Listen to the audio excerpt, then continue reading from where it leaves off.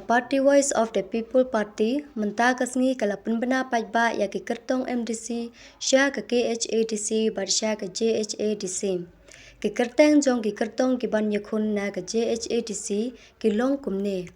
Na war is uba Isak Shela, na war west uba Baskem Hayong, na war central uba Jam Sheprang Potam, na nartiang wa yajer uba Yowanmi Maria, na modop ladang uba Shanbor Rambai, na menso nongjngi ikong layawan lam jinghun karyam, na mensngat khanduli ikong darab biang mule,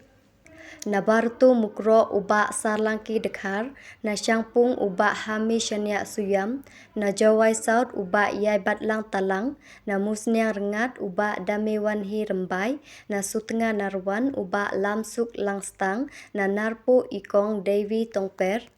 na mukla umulong uba nehi maya lamari, na modemai nongkro uba close roy lalu, na shiliang mentang uba darimi liam, na mukayau uba rimiki niang, na raliang uba tizat dekhar, na mi mentru nongba uba kresentos susngi, na jawai not uba Andrew Shulai, na sutenga nongkle ikong lasbon simpli. Na sumer uba dakhengkor tangliang, na batau lakadong uba Levinson Susyang, na tuber uba Diamond Pawa.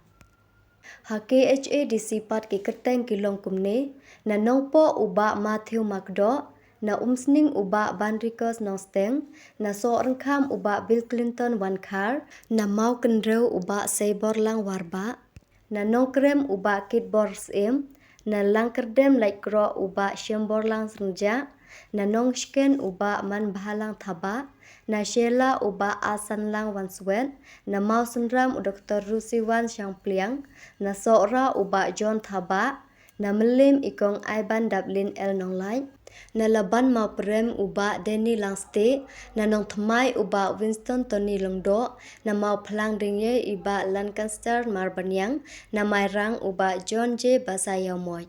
Na paryong uba Prowell Soklet, na langrin uba Overlin Imyong, na mau shinrut uba Birbor Yang Tem, na jirang uba Apkermen Longdo, na umroy uba Isen Ehing, na mau khar pentorkma uba Strong Pilar Kharjana, na jaya uba Denzel Arshan, na maulai uba Edison Khar Umnoy, na nong spung soyong uba Ban Perkhat Nongrang, na mau kurwat uba Penkrau Boklin Khar Jarin. Na nong stony uba Marbiang nong sej, bat na rambrai jerngam uba Biniroy El Lengkhoy.